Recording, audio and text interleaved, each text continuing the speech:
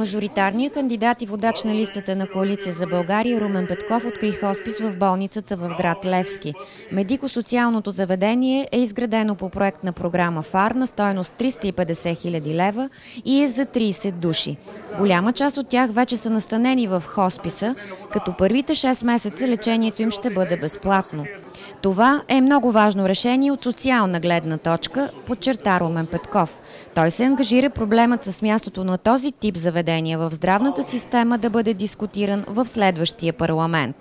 Много се надявам тези 6 месеца да стигнат на новото Народно събрание и на българското правителство да намерят решение, които да се впише в цялата здравна система, такъв тип хосписи, защото това е в интерес преди всичко на българските граждани. По-късно Румен Петков посети най-голямото шивашко предприятие в областта, фирма Димитров ООД.